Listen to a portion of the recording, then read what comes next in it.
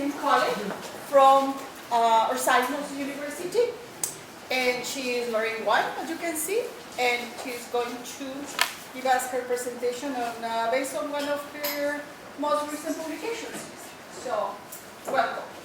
Thank you, Dr. Matos Mendoza and Dr. Borland for the invitation to speak here, and thank you all for coming. I'm really honored to be here, and I'm excited to hear all the research that you've been sharing. Look forward to the afternoon presentations. And so today I'm going to talk about the research I conducted for over a decade in a small rural community in the state of Yucatan in Mexico. And I call this community Hupche. I use a pseudonym, and I use a pseudonym for all of my informed stuff. So I'll tell you a little bit about Hupche in a few minutes. But first I want to introduce you to two of the dishes. I'm an anthropologist of food that I'll be talking about today. The one on the right is relleno negro, which is typically pork. Previously, they used to use turkey, cooked in a blackened chili sauce. It's not a very aesthetically appealing dish, and this photo is particularly unappetizing. But I promise you, it tastes better than it looks. And the one on the left is Pastel Maya, which I tried for the first time this summer. So if you've ever visited the peninsula of Yucatan and you've gone inland, in particular if you've ever had the opportunity to attend a wedding or a fiesta, you may have tried relleno. Okay? Pastel Maya is a different story. So as I mentioned, I consumed it for the first time this summer, first time I'd ever heard of it.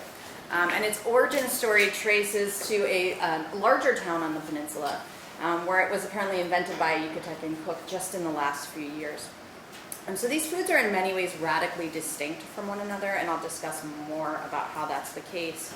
But each offers an opportunity to examine how food practices reflect shifting economic and social conditions, and how they play an active role in the recreation of local social worlds. The food offers a lens through which we can see how the residents of Hupche experience pleasure and the good, despite a host of constraints.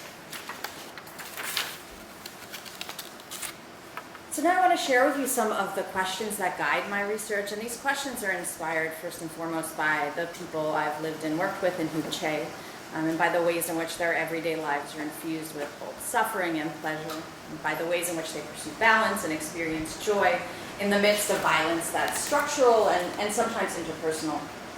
So I didn't go to Hupche intending to study food, but rather found I couldn't escape it. So over the time I've worked there, I've come to approach what I see and hear about food there with a few overriding concerns. And most importantly, how does food become a way in which people make meaningful and good lives for themselves? And this question reflects an ongoing debate in my own discipline, anthropology, in recent years about what the anthropologist Joel Robbins has called the suffering subject. Another anthropologist, Leslie Butts, calls it the suffering stranger. And this debate is really complex and prolonged, so I'll just offer a brief synopsis and talk about its relevance to my work in Hupche. So the suffering subject, the object of ethnographic analysis, according to Robbins, gets plopped into what he calls the suffering slot. So in a discipline haunted by its links to colonialism, the suffering subject becomes the new savage. It becomes a way of homogenizing and universalizing. And rejecting difference, anthropologists, according to Robbins, seek to make claims for the universality of suffering and trauma. But in doing so, right, he argues they lose critical context and particularities. So why not, asks Robbins and some of the anthropologists who support his argument, focus on how people make their lives good?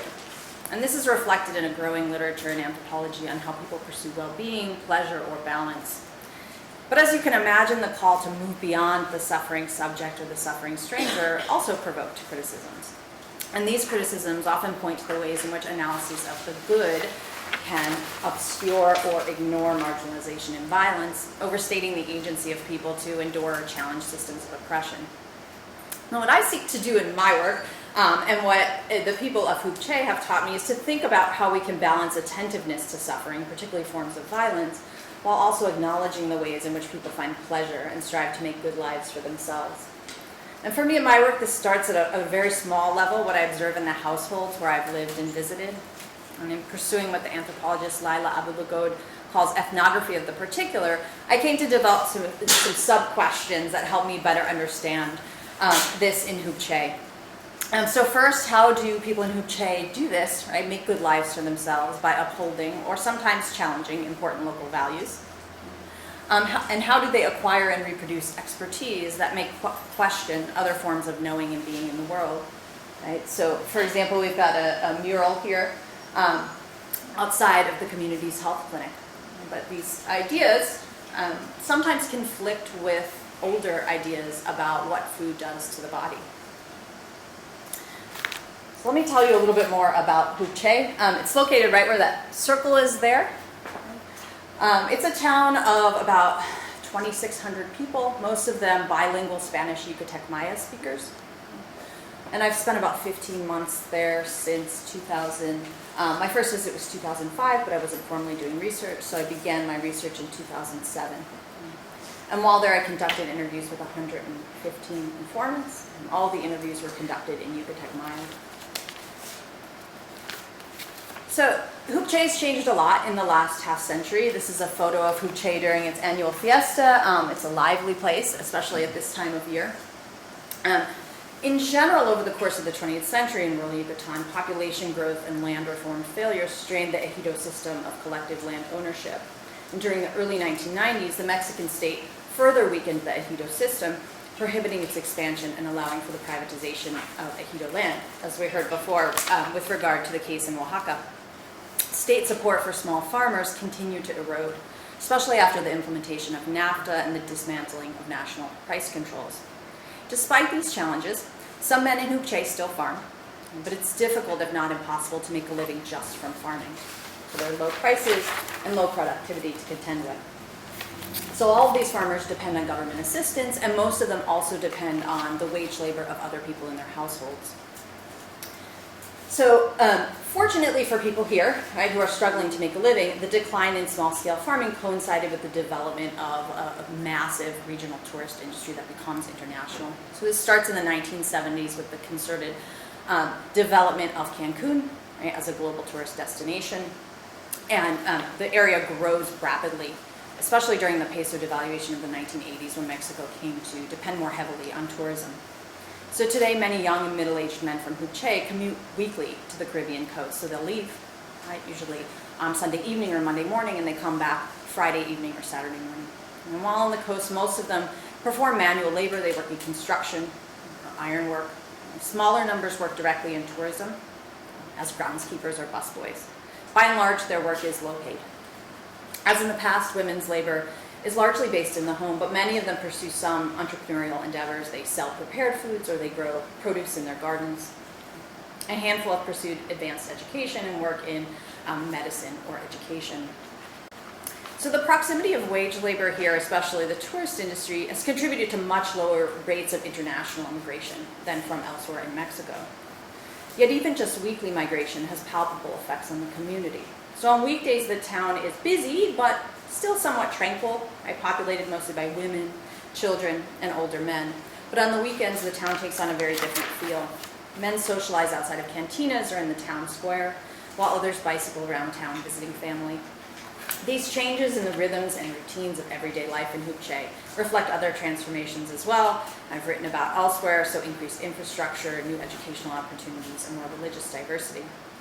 But for the sake of this presentation, I'll focus on food. So I mentioned that food sort of found me as a topic of study, and here's how. During my first visits to rural Yucatecan communities as a graduate student, I was more interested in how people negotiated different methods of healing. I was really interested in health. But I noticed that people talked a lot about food. It seemed to be the most popular topic of discussion. And I realized this before I'd even done any reading on the importance of food in the history of the region.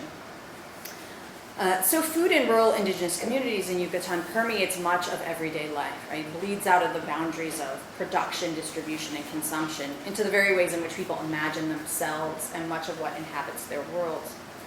So what they call Umea Kol, the work or creation of the milpa or the cornfield, and Umea Hana, the work or creation of food, right, preparing food, has been a focus of human activity on the peninsula for several thousand years. So archaeological, historical, and ethnographic accounts of indigenous people in this region frequently remark on the centrality of food in multiple spheres of life.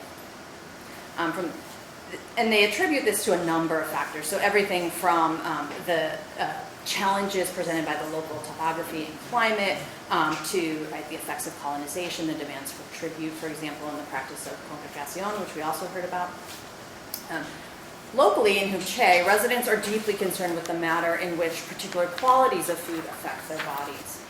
They're concerned also with food scarcity and abundance, with the tensions implicit in commodity exchanges between themselves and other members of the community, with the hunger and satisfaction of supernatural entities, and with the repercussions that these and other potential sites of disruption might hold for individual and collective well-being. Yet food is also deeply tied to pleasure, possibilities for pleasure, and that's what I'll focus on more today. So for example, just to give you some linguistic examples, speakers of the Yucatec Maya language describe bodily experiences and sensations through reference to something called the ol, right, which other scholars have described as an emotional heart or a center of consciousness. It's understood as a sign of force that moves through the body. And in one of the most telling linguistic hints of the importance of food, to say one is happy is to literally state that one's ol is tasty or ki. And so you would say, ki imake mo, my ol is tasty. And reference to tastiness appears elsewhere, including in obvious references to food.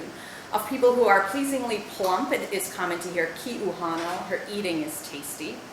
And ki is also used to describe a few other select activities like bathing, especially after a hot day, or resting in a hammock. And these activities all provide one with a sense of satisfaction, right? They're not extraordinary, they rather signify refreshment, relaxation, fullness. Right? Those qualities that are thought by locals to characterize a good life, right? Something that's free of suffering. And the desire for these qualities appears in culinary culture as well. So compliments offered to cooks often remark on the achievement of balance. Right? So perhaps as much as ki or tasty, declarations of tumpis, which would be literally to measure, but it means sort of just right, or tibil, which means just right, bring pride in one's culinary skills. These terms embody expectations for how certain foods ought to taste, look, feel, or smell. So because ki food must taste as the eater expects it to taste, it shouldn't be surprising that the culinary authority in rural Yucatan is based on the mastery of a large but discrete repertoire of established dishes, several dozen. And this emphasis on repetition and mastery is central to the reproduction of rural Yucatecan cuisine. So families may claim different styles of cooking. There's a general agreement across the community about which women possess the most impressive culinary skills. And these experts are those who can perfectly execute an established dish without the benefit of a written recipe, which most women don't rely on. So creativity and experimentation are generally undesirable and best avoided through careful tinkering based on experience, taste, touch, smell, sight, and if necessary, through consultation with a more skilled cook. Right? So something like molecular gastronomy, right? These very creative culinary endeavors that we see elsewhere would be frowned upon here. But getting food just right is crucial for the achievement of balance in multiple realms, including that of the body. But it's also a matter of maintaining tranquility through shared expectations and experiences. So following that, I want to talk about how these foods persist as familiar in Hupche. And more specifically, I'm going to argue for how pleasure, made possible by culinary expertise, contributes to these culinary continuities and the rituals in which they're embedded. So in Hupche, the work of a shkus, which is a term used for a local culinary expert, plays a critical role in ensuring the success of established rituals like weddings and saints' day feasts. So despite the often limited economic resources of the families who hire these women, such events figure largely into how locals envision the good life. And they're seen by many residents to be essential in the maintenance of social and cosmological well-being. So this woman is a shkus I call Doña Patricia, and she's stirring relleno negro in the pib, which is cut off, but it's PIB. It's a sort of underground pit for roasting food. So the work of the shkus, though it's never lucrative, right? She might earn, as I'll talk about, some detergent to wash her clothes, an extra serving of food, provides material benefits, right? These small material benefits, but perhaps more importantly, reinforces the centrality of food in Yucatec Maya ritual. Shkuso, which is the plural, guides sensorial encounters that remind kin and neighbors of the value of local cuisine and its deep ties to established practices of care, caring for the saints, caring for each other. So a shkus is typically a woman in her 40s or older who's invited to oversee food preparation and distribution for larger events. even though she may be unrelated or only distantly related to the host. So she may well be someone who wouldn't be invited otherwise to this event. Most frequently, the dish she's hired to prepare is relleno negro. So the shkus will provide instructions to the hostess for everything from the purchase of ingredients, where, for example, to purchase the pre-cooked chili mixture. Right? So I saw a great argument last time I was in Huche about this one vendor colors their chilies to make them darker with ink, right? So you shouldn't buy them there, right? But this other person has the best chilies. To the detailed right, instructions for actually preparing the dish. So the shkus will come alone, or sometimes with a daughter or daughter-in-law, to manage the labor of the hostess and the kin who are helping her. The shkus largely delegates tasks, but she reserves the most authoritative duties, so tasting for spiciness or saltedness, for herself. She typically remains through or returns for the distribution and consumption of the meal and directs the portions to be circulated. So like most other cooks in this community, the shkus cooks from memory and embodied experience. She's got to have a reputation for cooking well, for producing food that tastes exactly the way those who are dining expect it to taste. She also has to have a clear understanding of the social hierarchy, not only more general ones linked to age and gender, but also the prestige of any visiting guests, so a teacher, right, or wealthier relatives from an urban area. And if necessary, the host can assist the shkus in managing the distribution of food, so pointing out who should get, for example, the most favorable cuts of meat. Other traits are important too, right? These are large events, often they're important ritual events, so the shkus has got to be reliable. But even body size can be an indication of a shkus's suitability. During one family gathering I attended, a woman named Dunya Susanna was lamenting the fact that there are very few shkusov anymore. She's quite slender and told her plump sister, Doña Anita, she ought to learn to take on this role. She matter-of-factly commented, "Why not? You're fat." So, right, again, if you're Hanel, your eating is not tasty, right? You're not suited for this role. So the origins of this role are really unclear. I haven't been able to find much at all in historical or ethnographic literature about it. Two Yucatec Maya language dictionaries using distinct orthographies gloss the term as servant or maid. And one also notes another curious use for the word can refer to chickens who are entrusted with the care of baby turkeys. And this care includes, this is really interesting, teaching the baby turkeys to eat. So generally, the more important the event, the further outside of a woman's kin network she might go in order to procure a shkus. In exchange for lending her knowledge and skills at a wedding or Saint's Day affair, the shkus receives food to bring home, right, more than the average guest who maybe patted out some tortillas would. And as wedding planning becomes increasingly complex for some young couples here, their families may actually opt to hire multiple shkusod, and they may actually pay them with cash. And so the fluid and informal placement of an individual shkus within a hierarchy of women who take on this role fits within a larger culinary hierarchy in Huche. Young girls may observe and even participate in chopping vegetables, juicing oranges and limes, and beating eggs. But those activities that require more skill and are thus more highly valued, so cutting meat, judging cookness, seasoning dishes, are generally left to the older women of the household. Mothers-in-law are often particularly feared culinary critics, yet even a fiercely critical mother-in-law may be silenced by the expertise of the shkus procured for a particular event. When shkusov are in that role, they always exercise more authority than others. Their culinary knowledge is embodied in sharp minds, savvy hands, and refined palates. So the social changes of the last half century have altered food production and consumption in a number of ways in Huche. So new religious diversity, many residents have converted from Catholicism to, most of all, the Jehovah's Witnesses. This has weakened what were once community-wide religious and agricultural rituals. And events like the annual fiesta, once an opportunity for redistribution and commensality, are increasingly commodified, relying upon the sale of food, drink, and entertainment. The decline in farming, the growing availability of Mexican-produced processed foods, and the post-NAFTA influx of imported foodstuffs have contributed to diets that include fewer local ingredients and more packaged foods. And these changes have expanded the local culinary hierarchy. As I'll talk about with Pastel Maya, the increasing consumption of foods made out of mostly non-local ingredients has elevated the status of women who demonstrate expertise and confidence in their preparation. The culinary hierarchy has never been entirely stable here, but still the work of the shkus has been a realm in which continuity is valued and expected. So here you see the shkus being assisted with her by her daughter-in-law to strain chilies, and there she's preparing to taste it. So she ultimately has the final say on whether it's properly seasoned.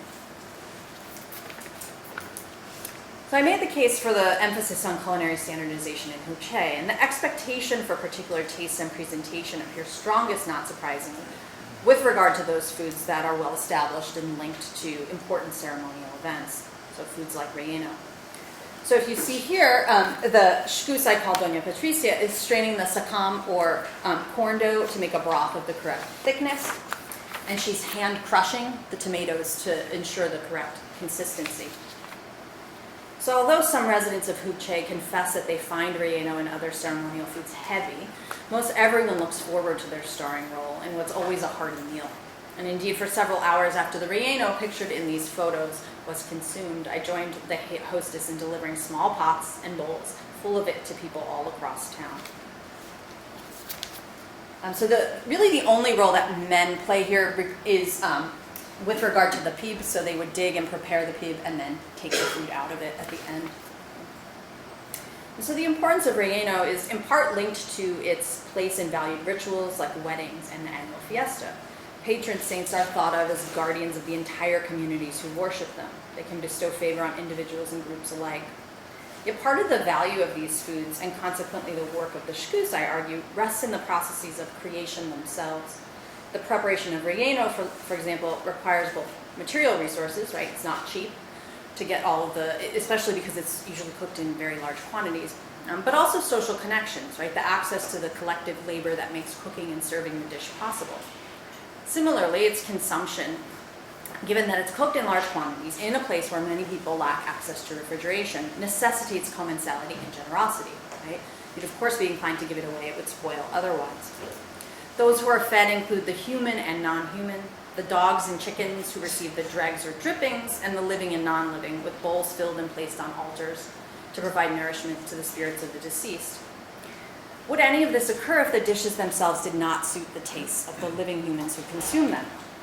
The crafting of tasty, just right food is a critical part of the continued value of these dishes, and I argue of the rituals in which they're embedded. Of course, it's not the taste of relleno negro alone that leads individuals to plan weddings or host a feast for the patron saint. But I do think the value of the food, including most prominently its taste, reaffirms the worth of the rituals. The shkus herself, I think, plays an essential role in employing her expertise to create food that's valued and meaningful because of its own material qualities, not just the context in which it's consumed. So here you can see women preparing a very different dish, Pastel Maya, which I showed you at the beginning of my talk. So the talent that a few decades ago would have enabled a woman to master more complicated dishes and become a respected shkus, today facilitates the rapid absorption of culinary knowledge from new sources. So for young women in Huche, the ability to establish oneself as a culinary expert often occurs through the mastering of new non-local foods. So I've written elsewhere about how older values of consensus and culinary standardization manifest in the preparation of foods like sandwiches and pasta salad, right? The feeling that there's one way to do it, right? And the woman who knows how to do it has that expertise. My encounter with Pastel Maya this summer offered something new, and so the linguistic Mayanization of a dish that's comprised almost entirely of processed, non-local foods. And since I only just encountered this dish this summer, my thoughts on it are still largely preliminary. Some of my questions are unanswered, but I'll share them nonetheless. So a large extended family I've known since my very first visit to Huche invited me to their home this past June to try something new. And the dish came to them via a daughter-in-law, a woman I'll call Marta, who'd married their son within the last year, was now expecting her first child. So Marta came from a neighboring and slightly larger rural community, but importantly, she had a brother who worked in a restaurant in a small historic city that's sort of right smack in the middle of the peninsula. And while this city doesn't attract nearly as many tourists as the Caribbean coast, it is a place of pilgrimage, and it is a place that has notable pre-colonial and colonial architecture, so it does get some tourists. It was then in this city, in a restaurant, that Pastel Maya was created.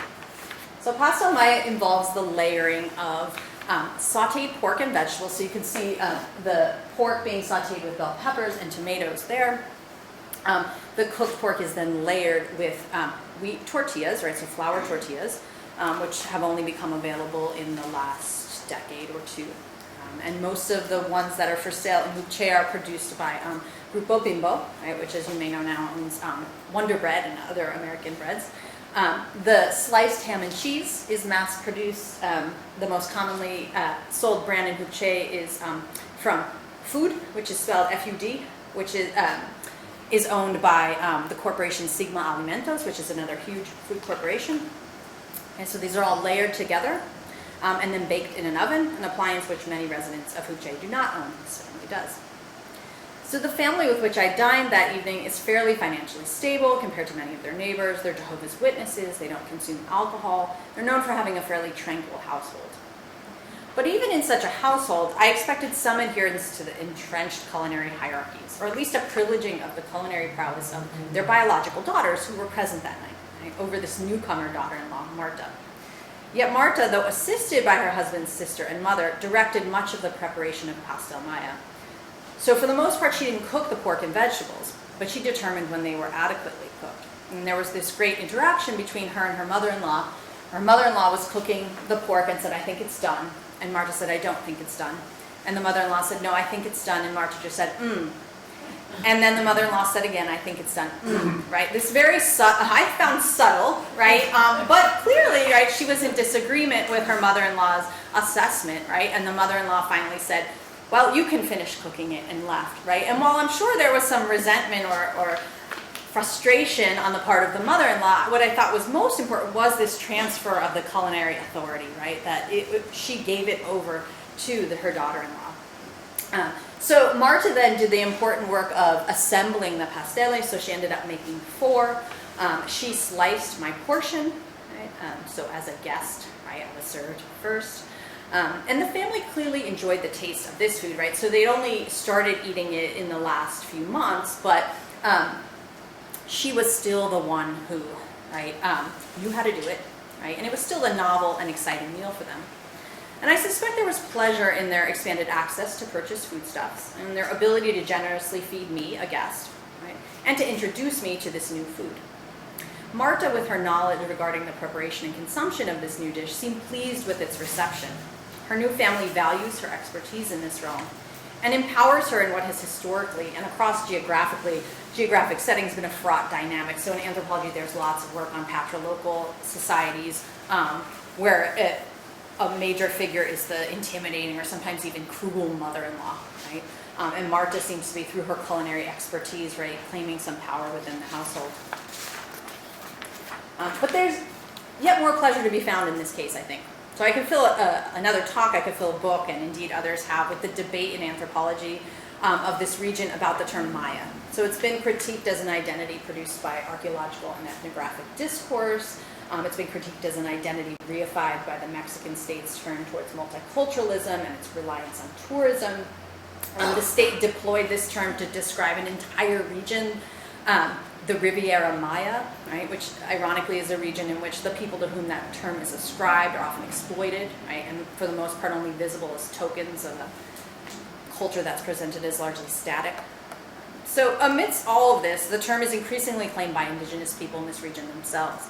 And this is happening in a multitude of ways, right? We talked about branding before, and there are ways in which this identity is being claimed that are clearly linked to the commodified value of Mayanness in the tourist industry, but also in ways that suggest attempts to wrestle meaning-making away from regional and global elites, even in these really small ways.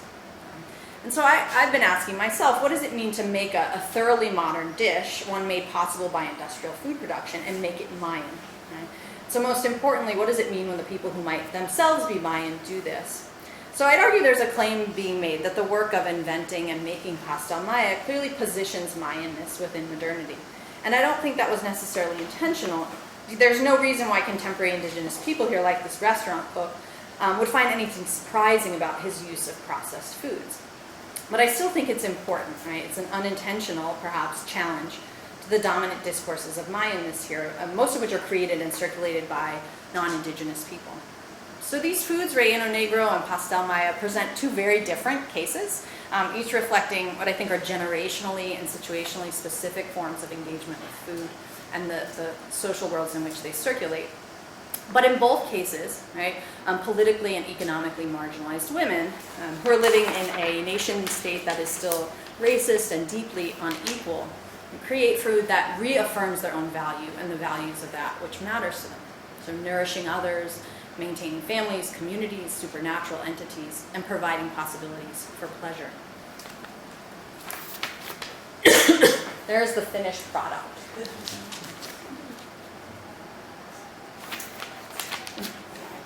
So for me, food's been a particularly productive object of study because it tells us so much about how we see our bodies, right, and the worlds around us, right, and also allows us to think about even the kind of smallest ways in which people can exercise agency. And while this too would be a whole other paper topic on how non-human agency is exercised by food, for example. I also think, and this is where I think Latin America becomes a particularly fruitful place to study food, is that I think food offers this really material lens into the effects of all of these processes I list here: colonization, globalization, diasporic movements, neoliberalism. And so on one hand, I think it's far less necessary for me to make this case than it would have been 20 or even 10 years ago, and the growth in food studies programs makes this clear. We may even have one at Ursinus College within a year, which is very exciting for me. And yet at a time when there are so many forms of suffering deserving of study across Latin America, when food, especially at the level of a single prepared dish, might seem a really trivial topic, I'm going to close by encouraging all of you to think about food, regardless of how far removed it seems from your research topic, as a way of illuminating what matters most to the people and communities we study. Thank you very much.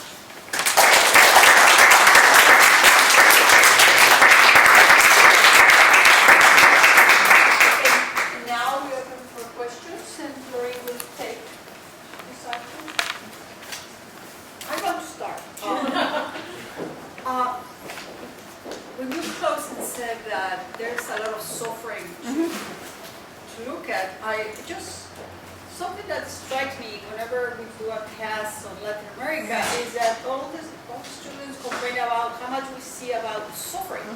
And look at studying food. Food is a way to see culture. Food is culture. Culture is food and love. And we do have love. So I have something cooking that has to do with food, and I think we should really look into what gives us pleasure before what gives us suffering. That's just a thought, not a question. I agree, absolutely, and I think that's what food. I mean, of course, right? There are so many people in the world who are hungry, right? But I think that almost makes the argument for studying food even more, because if we can see the kind of small ways in which food allows people to exercise agency, we can see what, we can, I think, develop a fuller understanding of what people who don't have enough to eat are suffering from, right? It's not just a lack of sustenance, but it's a lack of these, accessible ways of exercising agency and finding pleasure.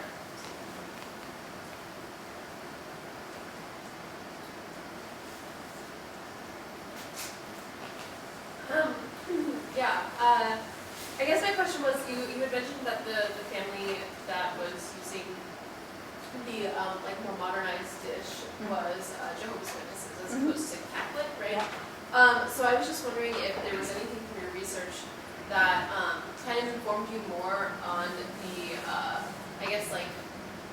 dissonance or a difference between Catholic families versus Jehovah's Witnesses, and if the culinary hierarchy had any interplay with the way that these religions are culturally structured, Catholicism being very hierarchical.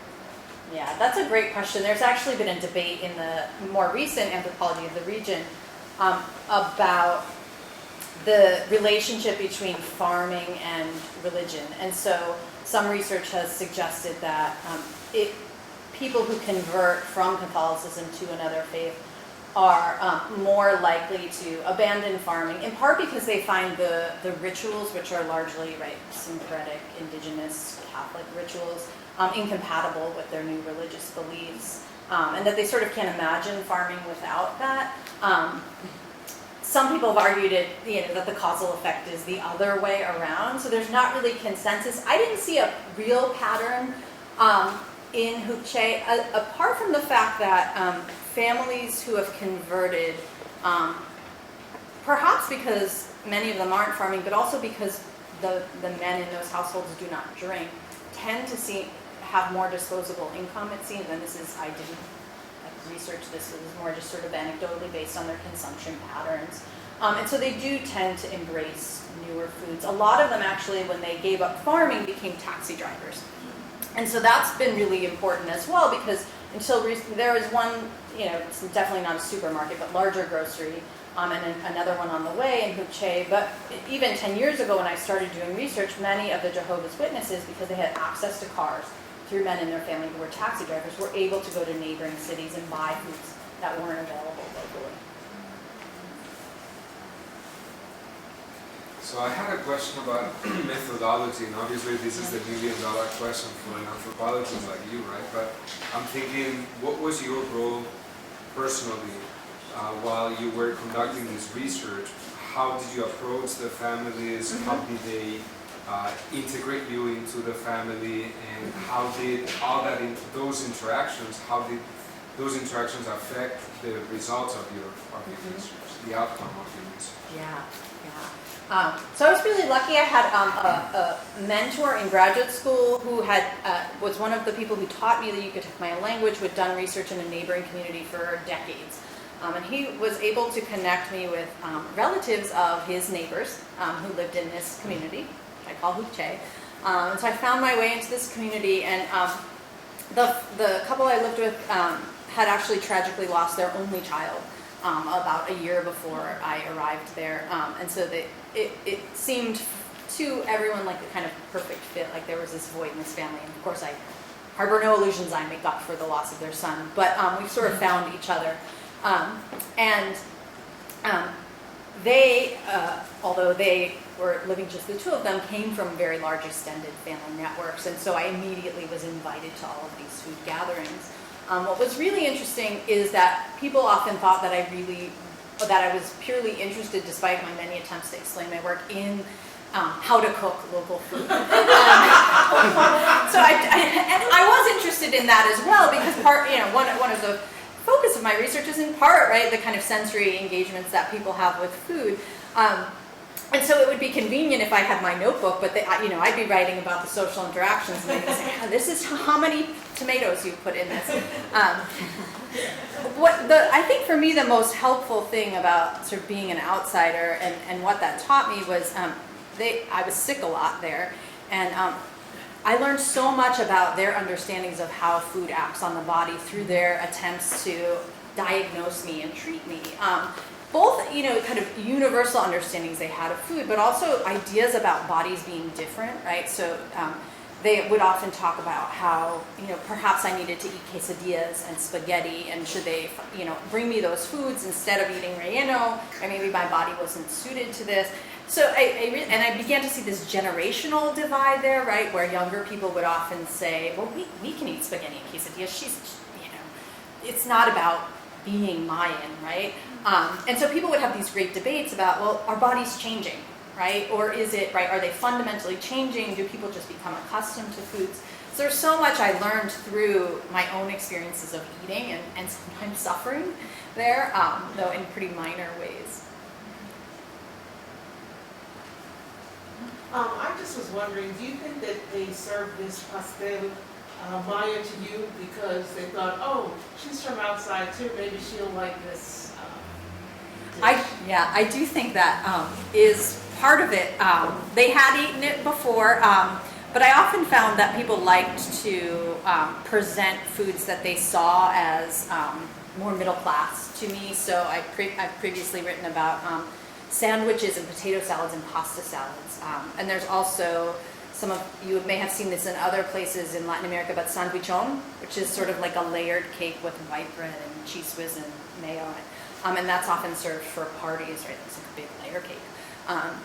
And I did often find that people were proud to introduce me to those foods. And I do think the people who consume those foods largely don't reject local foods, But they do, I think, derive a sense of pride from seeing themselves as sort of versatile cooks and consumers. Absolutely. If I may, about the interaction with genders, you said that women are the ones who are the cooks, but isn't there any, besides the labor, any place where men have, there are good cooks who are men. It doesn't have to do with gender. So Right. Is there anything there? So there are a couple instances I can think of. There aren't many of these ceremonies that still occur in Hupche, but rain ceremonies called chachaks are usually men do the bulk of the food preparation for those, and then men are always in control of the peep, building the peep. And interestingly, I did meet a young man who was going to be beginning this past fall culinary training in a city on the peninsula, and he's not the first young man I've met there who's pursuing formal culinary training. So I mean, that's, I think, really interesting in how the labor is valued, right? The paid versus unpaid labor is valued, whereas there are women who cook for sale there, but they have these very small, right, businesses locally. I'm kind of thinking of the presentation that we heard before the lunch break, and the conversation that started regarding the local or indigenous identity versus adopting or giving more importance to a European colonizer identity. So I'm just wondering, in your experience or your research, do you find that cooking and food, which if you asked me without any research behind it, I would say is like the number one probably thing that families in Latin America use as their identity. Do you find that they have that same concept of themselves, and do they publicize that or try to communicate that in a way, or do they keep it in the family or in the community as just sort of a local pride thing, or do they put it out there as, yes, this is a symbol of our identity as Mayans or as XYZ? That's a good question. I think there are real generational differences, and so I'm thinking especially about the growing appeal that Mayan identity has from a touristic perspective. I think younger people who are, especially younger men who have worked on the coast and they've seen upscale restaurants that promise Mayan cuisine, understand that there's outsiders value this in some way. I mean, so you can even go to restaurants in Playa del Carmen or Cancun where there's a woman in a traditional ipil patting out tortillas, right? And so I think the younger generation are sort of beginning to think about their indigenousness as something that's marketable. Older people, not so much. And it's even really interesting the terms people use to talk about themselves. So younger people are more likely to call themselves Yucatecans, right, and not distinguish themselves from non-indigenous Yucatecans. Older people, the term mayero is not used that often. They'll often say masewal, which is sort of distinguished from wealthier, whiter people, but isn't necessarily Mayan. So there are real distinctions, but I definitely see a kind of clear generational split in how the value of Mayanness is seen. And then, how that connects to food, right? I think younger people, on one hand, are interested in trying foods they don't think of as traditional, but they also see the increasing value of tradition in its commodified form. If that answers the question. I wonder about the expert women. It sounds like they may be aging out. Like, is there a new generation of people who've replaced those experts that they call upon? Yeah, that's what I wonder. There are definitely fewer. Everyone comments that there are fewer. What's interesting to see, though, is that there don't seem to be any replacement foods yet for these major ceremonial events. So I imagine someone's got to step up and do it. I did for the first time encounter someone who had a wedding where they did not serve relleno, they made tacos. They prepared, the women in the family prepared everything themselves for hundreds of people. But other than that one case, I've never heard of relleno not being served at a wedding. But there does seem to be a sense that there's a decrease in kind of culinary knowledge of these foods. Sorry, which brings me to, are they aware of that? Do they want to pass on the recipe? Because I know, not just in Latin America, there's this, Europe, they have a recipe and it's a secret. And sometimes they share the recipe, but they keep one ingredient and it never turns out the way it should be. There's one ingredient enough, and didn't I tell you that it's this? It's like, no. So is there any, do they want to keep on the tradition? Do you want to pass it on, or do they want that to die with their... Yeah, I think on one hand, because there's so much emphasis on this dish should taste this way, right? That there's not necessarily there is definitely competition, but there also seems to be this consensus about who cooks food the best. I do think people express a kind of concern about foods dying out, but there also seems to be pride in younger people knowing how to prepare and consume different foods. So I think people are torn, right? Like the same way they are with language, right? There's younger people who are not teaching their children Yucatec Maya, and I think they see that as a way of possibly increasing odds of social and economic mobility for their kids, but then they often might feel a sense of loss, and I think it's sort of the same kind of conflicted feeling. So even though the women in the families are the ones that are doing the cooking, you mentioned that you knew of a couple of men who went to culinary school. Are there any young women who might say, oh, I want to go to culinary school? And what would be the... Yeah, not that I've heard of, and I'm not sure what the reaction would be. And right, there are women who are professionals from the community, right? Nurses. There's a woman who teaches Mayan linguistics at a nearby university. So yeah, it's clearly not a concern about the level of education, right, not being appropriate for young women. But I wonder if there is something about food as being this local or domestic activity that, yeah, I've never met a young woman there who's expressed interest in having formal training. Maybe it would be interesting to see the social mobility, food. Fascinating. Any other questions? Well, thank you very much. Thank you.